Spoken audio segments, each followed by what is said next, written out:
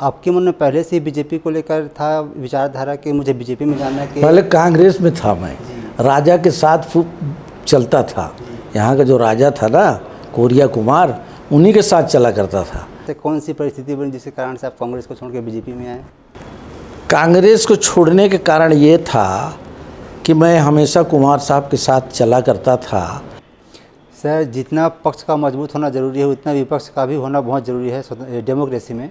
लेकिन विपक्ष को कमज़ोर किया जा रहा है, ऐसा विपक्ष का आरोप है। डी जो विपक्ष को कमज़ोर नहीं किया जा रहा है, वो खुद ही कमज़ोर हो रहे हैं। जी ठीक है सर, ये सोच रखना बहुत बड़ी ज़रूरी है पार्टी के लिए, कार्यकर्ता को। लेकिन उसके बाद भी अंदर लगता होगा कि हमारे पास इतने अनुभव हैं, हम इतने समय तक पार्टी नहीं लगता नहीं जी, ये सब सोच देखो, ये पार्टी है, संस्कारवान पार्टी है जी, वहीं से हम लोग पले हैं।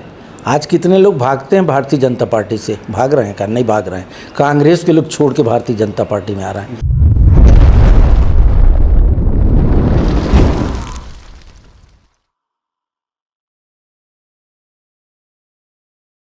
लोकसभा चुनाव की जो गूंज है वह एकदम सामने है और आने वाले समय में कुछ समय के बाद लोकसभा चुनाव होना है। ऐसे में हम लगातार अलग अलग विधानसभा क्षेत्रों में जा रहे हैं, लोगों से मुलाकात करवा रहे हैं, साथ साथ मंत्री, नेता और विधायकों से आपसे मुलाकात करवा रहे हैं और जानने का प्रयास कर रहे हैं कि क्या कुछ रणनीति है और आने वाली जो 5 साल है उनको लेकर क्या रोड मैप है। आज हम पहुंच चुके हैं बैकुंठपुर विधानसभा क्षेत्र में और आज हमारे साथ मेहमान हैं भैयालाल रजवाड़े जी। सर, आपका बहुत बहुत स्वागत।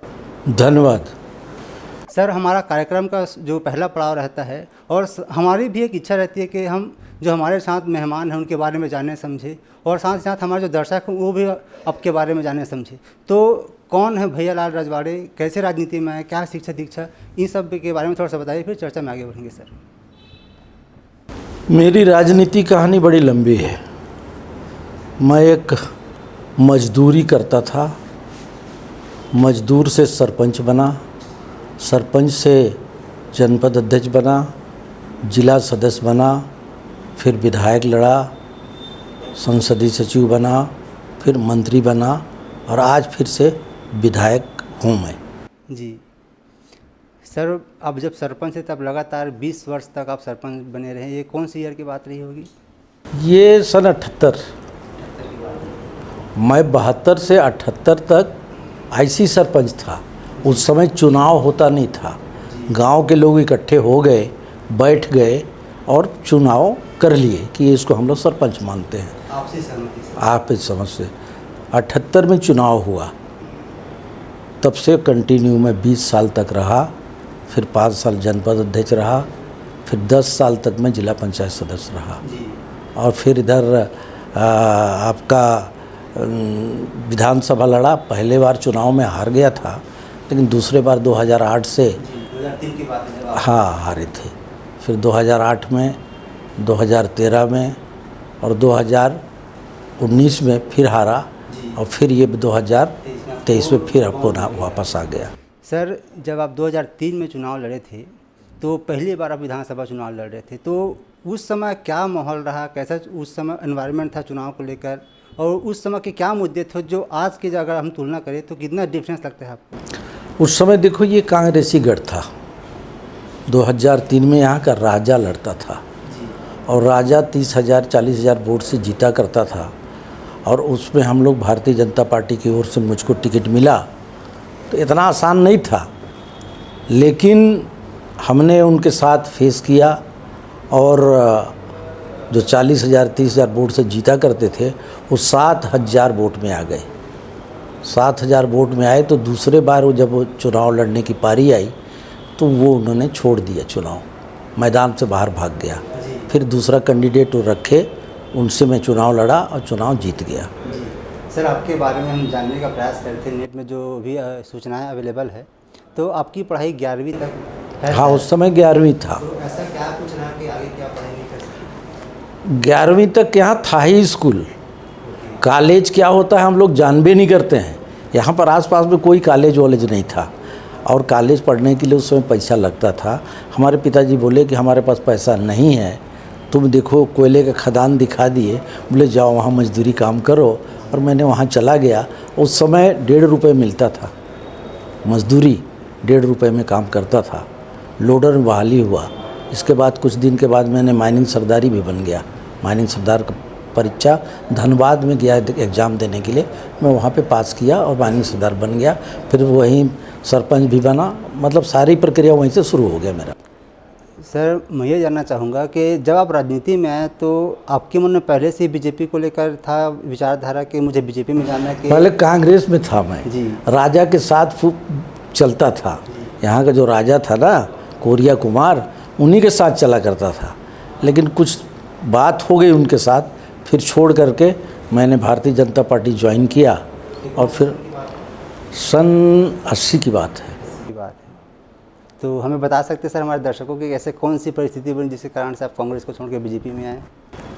कांग्रेस को छोड़ने के कारण ये था कि मैं हमेशा कुमार साहब के साथ चला करता था।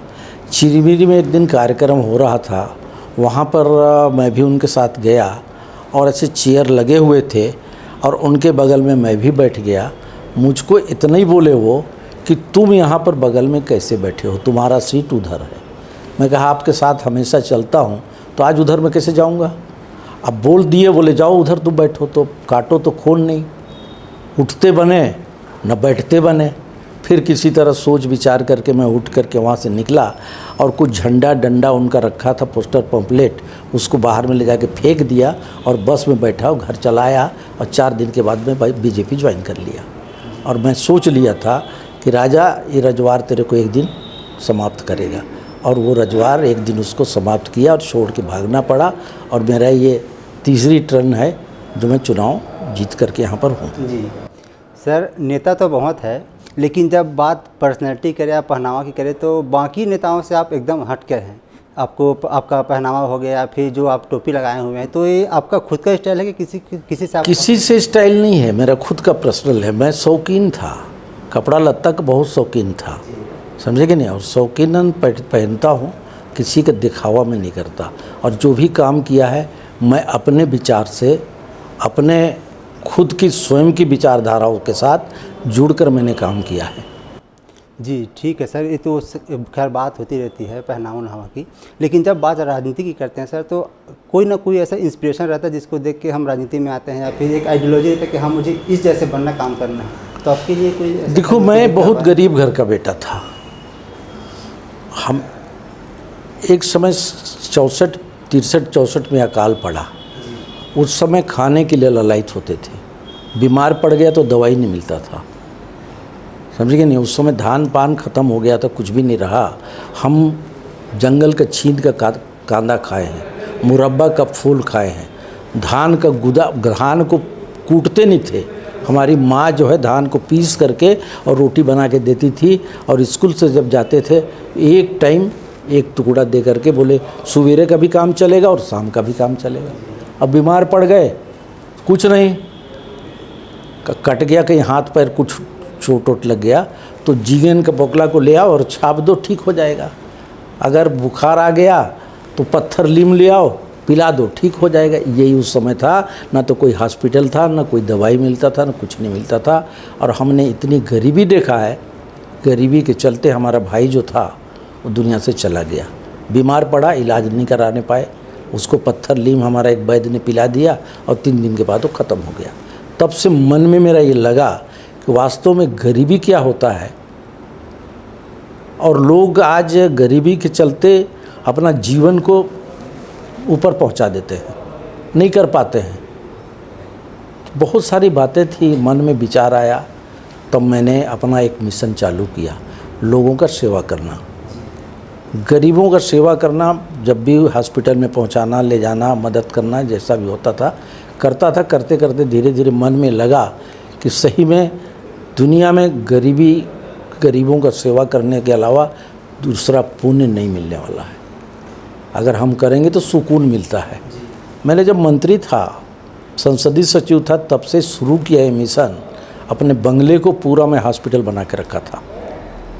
लोगों को ले आना, ले जाना, गाड़ी घोड़ा, खाना पीना, मैं जितना जो मिलता था मेरे को सब गरीबों को दे देता था। उनको इलाज कराने में, उनका खाना खिलाने में, रहन बसन सब में सारी व्यवस्था करता था। तो मैं इसलिए किया कि गरीब में वास्तव में जो होता है वो गरीब जानता है। गरीब के पैसे के अभाव से दुनिया से चले जाता है।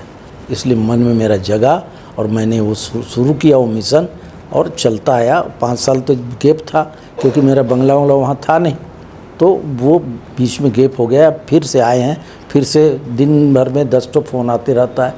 कहीं बालाजी का फ़ोन आ जाएगा, कहीं एम्स का आ जाएगा, किसी नारायणा का आ जाएगा कि यहाँ पर भर्ती है, इसको करवा दो, इसको इलाज के लिए बोल दो। तो हमारा ये काम ही है, वही काम करते करते मैं यहाँ पहुँचा हूँ और उससे बड़ा सुकून मेरे को मिल रहा है। जी सर, आप पहली बार चुनाव 2003 में लड़े, उसके बाद 2008 में आपको सफलता मिली, फिर लगातार आप 2013 में भी चुन के आए, लेकिन 18 का जब चुनाव आया तब आपको हार का सामना करना पड़ा। और जो 15 साल से बीजेपी सत्ता में थी वो भी एक बार विपक्ष में बैठी। लेकिन जब 2023 का चुनाव आया तो एक बार फिर भाजपा सत्ता में आई, तो क्या कारण लगता है आपको कि ऐसा क्या कुछ हुआ? क्या कांग्रेस का जो 5 साल था वो ठीक से काम नहीं कर पाया, जनता का विश्वास नहीं जीत पाया, क्या कारण रहा? देखो, हारने का एक ही कारण था। कांग्रेस ने अपना जो मैनिफेस्टो जो बनाया था, लोक लुभावन बनाया था, और छत्तीसगढ़ में 36 प्रकार का योजना, लाभ देने वाला योजना बनाया था। उन योजनाओं के चलते लोग जो है बीजेपी को वोट ना करके कांग्रेस को वोट दिए और उनकी सरकार बन गई। 15 साल तक हम लोग रहे, जितना विकास किए हैं 15 साल में और किसी ने नहीं किया है। चाहे रोड हो, पुल पुलिया हो, बिल्डिंग हो, जिला हो, सारी व्यवस्था, 1 रुपये किलो चावल की बात करूं या और अन्य जो यहाँ पर लोगों को मिलता था, वो सब भाजपा के टाइम में, रमन सिंह के टाइम में मिला। लेकिन हम लोग से ज़्यादा लोक लुभावन घोषणा कर दिया, हम आपको इतना कर्ज माफ़ कर देंगे, बिजली बिल हाफ कर देंगे, समझे कि नहीं, और आप 2500 रुपया युवाओं को देंगे, महिलाओं को 1000 रुपया देंगे। ये सारी योजना ऐसा कर दिया वो कि लोग लुभा गए और लुभा करके सारे के सारे लोग कांग्रेस को वोट दिए। तब तो हम लोग 15 सीट में आ गए, 15 सीट में आ गए। तो दुर्भाग्य था उस समय, अब लोगों में बदलाव था, 15 साल का भी था, एनडीए इनकम्बेंसी था, इसलिए ऐसा हुआ। फिर भी से अगर बात करें सर, 5 साल में, हालांकि 15 साल तक बीजेपी शासन की, लेकिन 5 साल में भी कांग्रेस पार्टी के द्वारा कुछ ऐसी योजनाएं थी जो जनता के हित में था, या फिर जो महिलाएं थी उनको सशक्त करने के लिए, जैसे कि जो गौठान योजना हो गया, और नारी शक्ति के लिए उन लोग जो अलग अलग स्वयं सहायता समूह है उनको ऋण सुविधा प्रदान कराना, या फिर जो युवाओं को बेरोजगारी भत्ता देना, या फिर कहाँ मिला? न महिलाओं को मिला, न युवाओं को मिला। और गौठान तो नरक बना के रख दिया। क्या है गौठान? गौठान में खाली कमाई किए हैं और अपना झोली भरे हैं। आज एक एक गौठान में 20-20 लाख 30-30 लाख रुपया लगा, और गौठान को जाके देख लो हालत, कहीं कुछ है, न नरवा है, न घुरवा है, न बाड़ी है, न गैया है, कुछ भी नहीं है वहाँ पर। केवल ऐसे ही पैसा लेकर के अपना एक कमाने का जरिया बना करके वो नाम दे दिए थे। वो रोजगार गारंटी का पैसा था, केंद्र का पैसा था, उसका दुरुपयोग करके अपना झोली भरे हैं लोग। जी, भले ही कांग्रेस जीत गई सर 2018 के चुनाव में, लेकिन आप बड़े मुखर हैं सर, कुछ भी बात करना रहता है आप एकदम खुलकर अपनी बात रखते हैं। और जब भाजपा हारी तब आपने सामने आकर बोले कि करप्शन के चलते भाजपा हारी है, और इसका एक दो अगर एग्जांपल देखें तो जैसे कि साइकिल घोटाला आप बोल रहे थे, तो क्या सच में भाजपा उस समय कुछ करप्शन के मामले में सामने आई थी जिसकी वजह से जनता उन्हें? नहीं, करप्शन कहीं नहीं था। भाजपा हारने का यही कारण है कि लोक लुभावन जो घोषणा किया, नहीं, करप्शन कहीं नहीं था। कहीं कोई, कभी आप पेपर में भी देखे होंगे कि इतना आज भ्रष्टाचारी हुआ है, इतना इसके पास आज छापा पड़े, इतना पैसा यहाँ से निकला वहाँ से निकला, कभी नहीं हुआ है भाजपा सरकार के टाइम में। केवल हारने का बताया कि 36 प्रकार का घोषणा किया और घोषणा में उसने सरकार बना लिया, और उसी घोषणा के चलते आज 5 साल भी टिका नहीं, हार गया। तो सर ये सच नहीं है कि अगर कांग्रेस 2500 में धान नहीं खरीदती तो भाजपा को मजबूर नहीं होना पड़ता कि 31 रुपये में धान खरीदे? नहीं, 2500 रुपये उसने धान खरीदा, लेकिन 2500 रुपये धान जब खरीदा तो उसको दिया कितना हो? 4 किस्तों में कौन कौन न्याय योजना, क्या क्या योजना बना करके थोड़े थोड़े दिया, एक मुश्त नहीं दिया। आखिरी वाला किस्त वो भी छोड़ दिया, नहीं दिया। 2500 रुपये उसने किया। उस समय पैदावार कम होता था, उस समय जो ये खाद वोद का जो प्रचलन था ना, उतना ज़्यादा नहीं था, पैदावार बहुत कम होता था। लेकिन आज पैदावार उसी 1 एकड़ ज़मीन में 20 कुंटल, 25 कुंटल, 30 कुंटल होता है। इसलिए हम लोगों ने भी उसको आकलन किया, सर्वे किया कि आज 1 एकड़ ज़मीन में इतना धान पैदा होता है, इसलिए हम लोग 25 के जगह में 31 कुंटल किए। जी, 2500 का जो धान प्राइस है उसको 3100 किए और 21 क्विंटल धान प्रति एकड़ के हिसाब से खरीदे हैं बीजेपी अभी।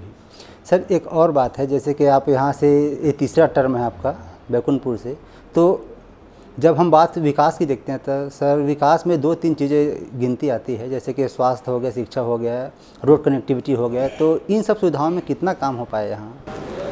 हमारे रोड कनेक्टिविटी में तो कहीं कम नहीं है। हम लोगों ने 15 साल में सारे तरफ रोड कनेक्टिविटी कट कर दिया है।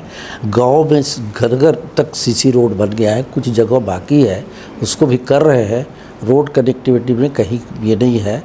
और रही सवाल आपका विकास का, तो विकास जो हमारे टाइम में हुआ वो कहीं नहीं हुआ है। आज 5 साल में कहीं कुछ भी नहीं दिखता है कांग्रेस सरकार का। स्वास्थ्य को लेकर सर अभी हम लोग घूम रहे थे, तो अभी भी ऐसे कई क्षेत्र हैं जहाँ जो सामान्य सुविधाएं हैं वहाँ उन लोग को नहीं मिल पा रही है। तो स्वास्थ्य को लेकर भी आपके पास ऐसा कुछ रोड मैप है जो आने वाले 5 साल में आप लोग करने वाले हैं उसको? मेरा मिशन है स्वास्थ्य और शिक्षा। शिक्षक स्कूल में पढ़ाएं, डॉक्टर हॉस्पिटल में रहे, दवाई भरपूर मिलेगा, डॉक्टर एक सेवक बन के लोगों का सेवा करें, ये मन में है। और इसीलिए मैं अभी तत्काल हॉस्पिटल से आ रहा हूँ। 16 डॉक्टर जो नहीं आए थे, मैंने कहा कि 16 डॉक्टर क्यों नहीं आए हैं, इनको तत्काल शोकॉज नोटिस दो और आज का एब्सेंट करो। डॉक्टर को बोल गया, कलेक्टर को बोल के आया। तो हमारे मन में है कि हमारा हॉस्पिटल जो है रेफरल सेंटर न बने। जब भी देखो रेफर तो हमारे पास कुछ समय पहले डॉक्टरों की कुछ कमी थी। आज हमारे यहाँ इस बार 22 डॉक्टर यहाँ पोस्टिंग हुआ है अगले महीना। एनेस्थीसिया नहीं था, वो भी आ गया है। जब सब आ गया है तो उसी बात को मैंने कहा अभी जा कर के कि रेफर वाला सिस्टम ख़त्म करो, हमारे यहाँ सब व्यवस्था हो जाएगा। तो बाहर के जो हॉस्पिटल हैं, 1-2 ठो हैं यहाँ पर जो प्राइवेट नर्सिंग हैं, उनमें 50,000 60,000 रुपया ऑपरेशन का लेते हैं।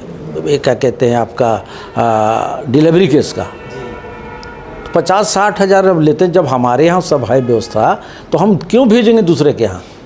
और जिस दिन नहीं भेजेंगे और उस दिन वो हॉस्पिटल से जो आदमी वहाँ जाता है उसको मालूम हो जाएगा कि सारी व्यवस्था सरकारी हॉस्पिटल में है, तो 60,000 रुपये देने जाएगा क्या? नहीं जाएगा देने।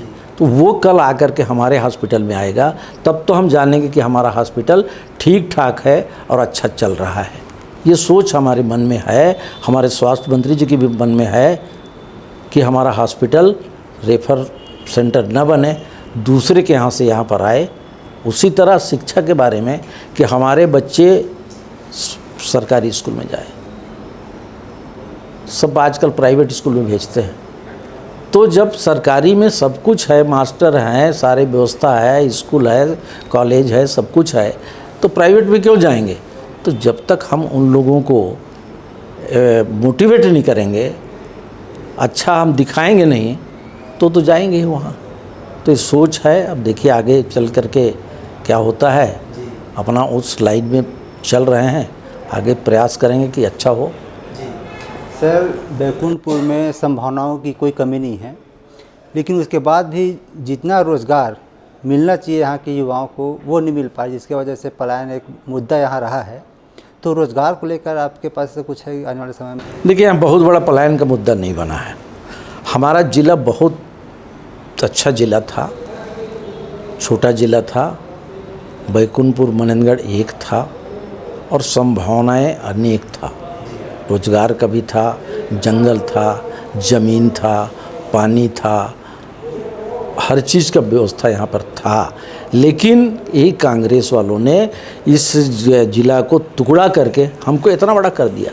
4 थाने का जिला, 4 थाने का जिला है, 15 किलोमीटर एरिया है, हम क्या डेवलप करेंगे?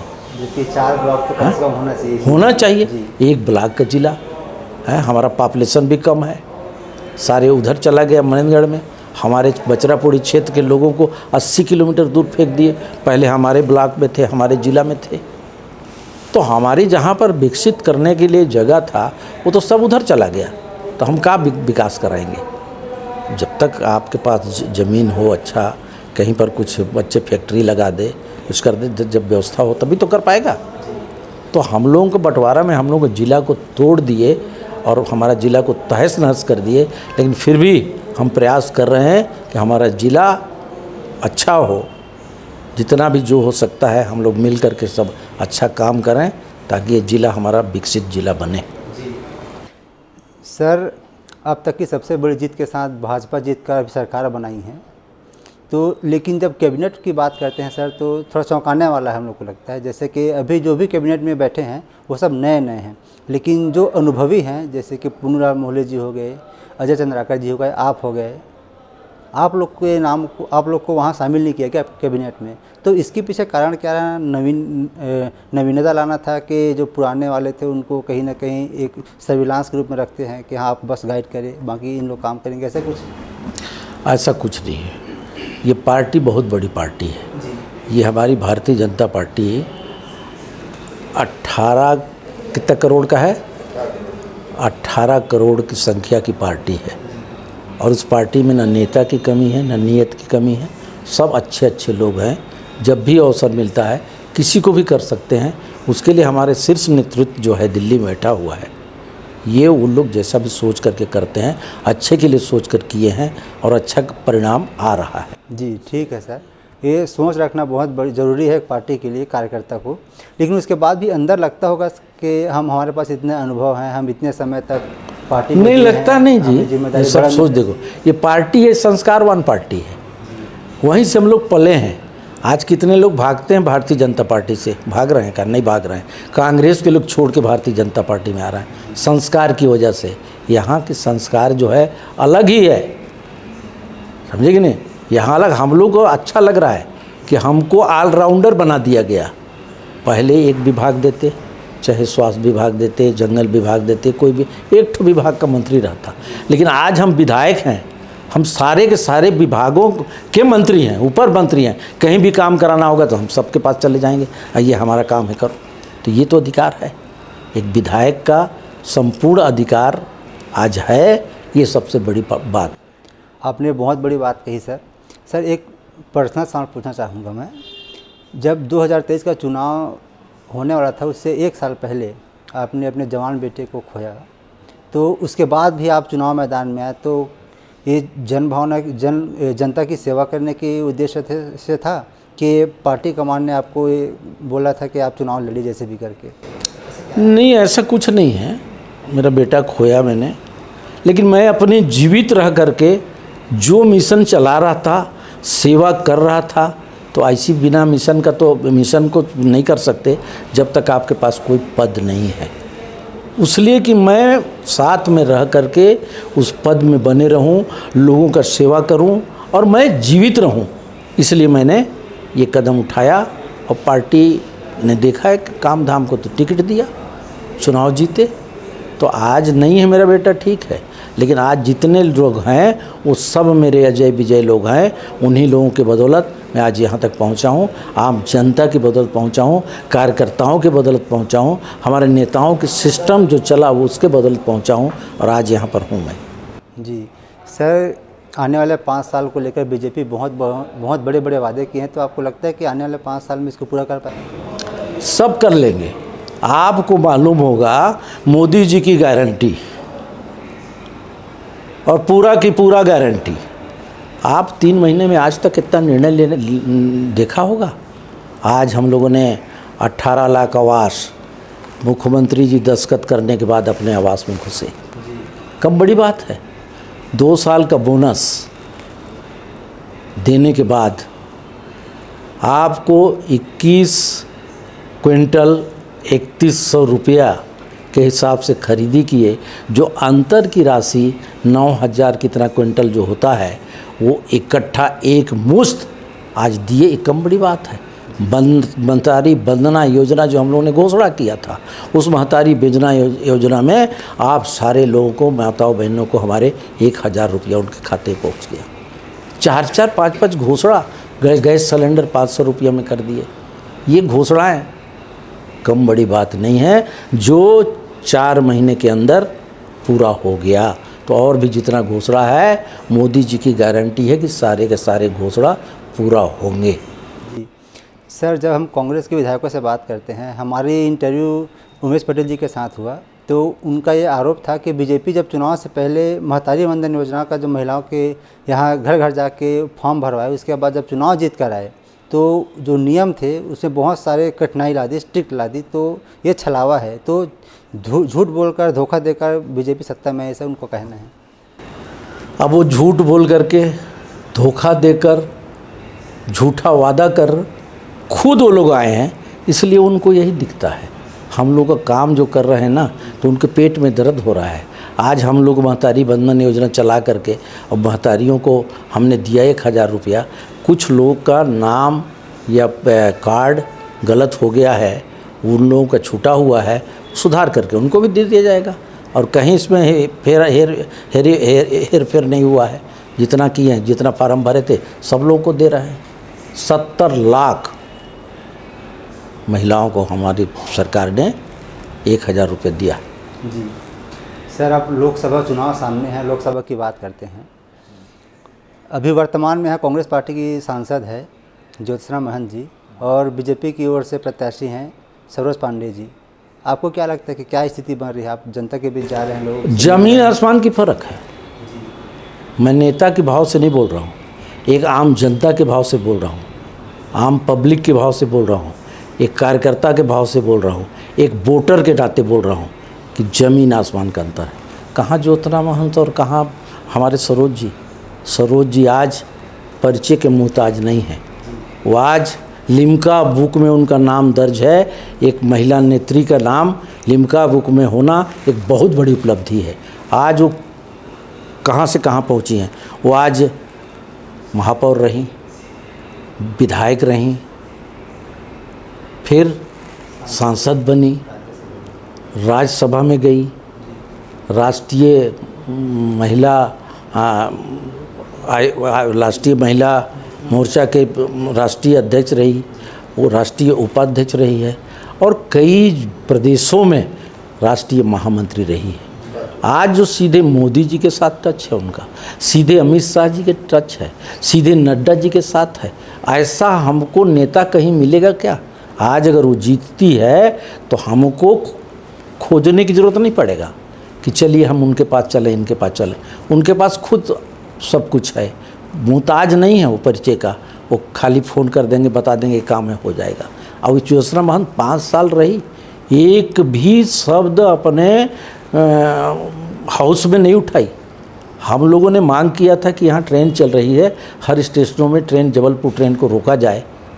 सांसद हैं आप, लेकिन नहीं कर पाई, बोली ही नहीं, तो निष्क्रिय है। तो इसलिए बोला कहाँ ज़मीन और कहाँ आसमान, वो निष्क्रिय। उसके पति पहले रहे, वो भी वैसी रहे, और ये आई तो ये भी ऐसे ही है। तो हमको आज जो सरोज के आने से हमको आज जनता में जो खुशी है, लहर है, मोदी जी के साथ साथ सरोज मोदी जी जिधर देखो आज मोदी जी का चल रहा है नहीं चल रहा है। तो ज़मीन आसमान के अंतर, इसलिए मैं बोला। इस बार विपक्ष है इंडिया गठबंधन साथ आकर चुनाव लड़ रहे हैं, तो उन लोग का कहना है कि इस बार जो अराजकता है, जो डिक्टेटरशिप है, उसको हटाना है और इंडिया गठबंधन को सत्ता में लाना है। तो क्या आपको लगता है कि जो इंडिया गठबंधन है वो कहीं? अरे कहाँ महाराज इंडिया गठबंधन, ये सब टूट टाट के बराबर हो गए। कहाँ गए नीतीश जी? कहाँ गए आपके बंगाल के मुख्यमंत्री? सारे लोग बनाए थे कुछ दिन के लिए, 2-4 जगह मीटिंग हुआ, इसके बाद क्या हुआ? सब अलग थलग हो गए। आज टुकड़े टुकड़े मिल करके मोदी जी को बोलते हैं हम लोग कर हराएंगे, नहीं हराएंगे। जितना गाली देते हैं उतना वोट बैंक बनता है मोदी जी का, है। आज कहाँ है इनका गठबंधन? कहीं नहीं है। आप देखिएगा तो इस बार 50 सीट जो आया था पिछले ना, इस बार 2500 आ जाए तो बहुत बड़ी बात है। जो स्थिति है, खाली वो न्याय यात्रा चला रहे हैं। अरे क्या है भैया न्याय यात्रा है? राहुल जी चला रहे हैं ना अभी, भारत जोड़ो, तो भारत जोड़ो नहीं, भारत तोड़ो। और जोड़ने का ये नहीं है, उनके पास बुद्धि नहीं है, खाली वो गांधी परिवार के नाते बने हैं और वो जब तक चल रहा है चल रहा है। बाकी इनके यहाँ कोई लीडर नहीं है, न कोई नेता, न नियत, न कुछ भी नहीं है। सब ऐसे ही है जितना है। अब सारे लोग देख रहे भाग भाग के छोड़ के आ रहे हैं बीजेपी में, अच्छे अच्छे लोग आ रहे हैं। सर, जितना पक्ष का मजबूत होना ज़रूरी है उतना विपक्ष का भी होना बहुत ज़रूरी है डेमोक्रेसी में। लेकिन विपक्ष को कमज़ोर किया जा रहा है, ऐसा विपक्ष का आरोप है। विपक्ष को कमज़ोर नहीं किया जा रहा है, वो खुदे कमज़ोर हो रहे हैं। विपक्ष को कोई कमज़ोर नहीं करता। विपक्ष रहता है तभी मज़ा आता है। हाउस में ना जब बात चलता है, एक दूसरे को वार्तालाप होता है, तो जब तक विपक्ष ठीक नहीं रहेगा तो मज़ा नहीं आता है। तो आज मोदी थोड़ी चाहते हैं कि विपक्ष ख़त्म हो जाए, चाहते हैं विपक्ष रहे, लेकिन ये नहीं चाहते। ये आज तक हाउस में देखते हो, हाउस चलने नहीं देते हैं लोग। तो लोग जीवन भर यही किए हैं और आज भी यही कर रहे हैं। तो बहुत ज़मीन आसमान का अंतर है। मोदी जी के साथ टकराना इतना आसान काम नहीं है। इस बार छत्तीसगढ़ में कितनी सीटें बीजेपी की आ रही है? 11 के 11 सीट दावे के साथ मैं कह रहा हूँ, राज फिर मिलेंगे आपको। 11 के 11 सीट आएंगे। ये हवा चल गया है, मोदी जी का हवा चल गया है पूरा। लोकसभा चुनाव विधानसभा चुनाव में भी भाजपा की जीत हुई, इसी वजह से आप 11 की 11 सीट लाने के लिए अरे लोग विधानसभा में बोलते थे कहाँ ये लोग हैं, 20 सीट 15 सीट में है, 20 सीट से अधिक आगे नहीं बढ़ेंगे।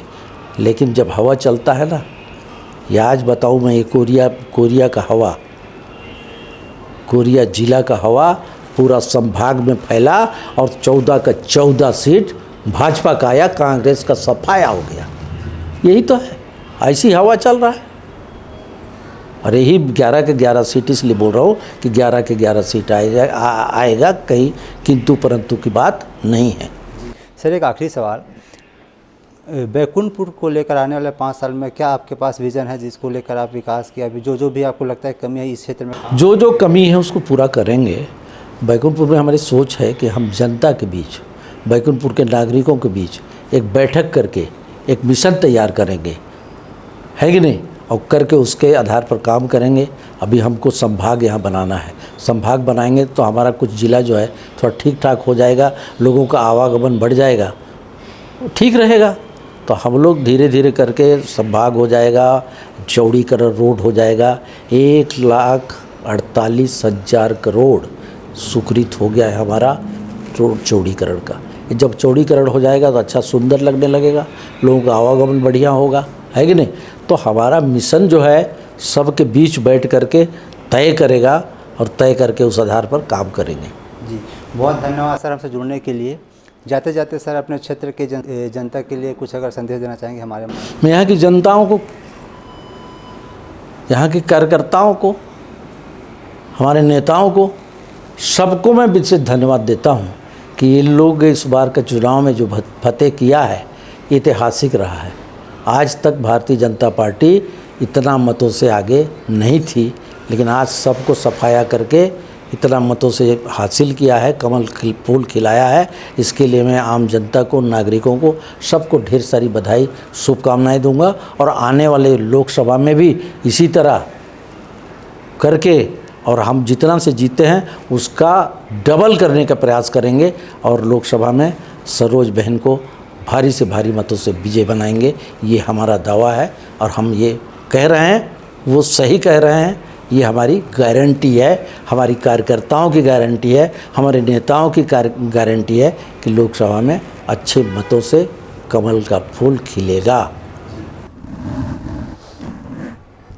तो आपने सुना भैयालाल रजवाड़े जी को, जिनका कहना है कि आने वाले 5 साल में क्या रोड मैप होगा बैकुंठपुर विधानसभा क्षेत्र को लेकर, वो हमसे साझा किए। साथ ही साथ जो लोकसभा चुनाव होने वाला है उसमें 11 की 11 सीट इस बार भाजपा जीत के आ गई, ऐसा इनका कहना है। फिलहाल ये तो चुनाव के बाद ही पता चल पाएगा। इस कार्यक्रम में इतना ही, आज के कार्यक्रम में इतना ही। फिर आपसे होगी मुलाकात एक नए कार्यक्रम में नए मेहमान के साथ। तब तक के लिए अनुमति दीजिए। नमस्कार।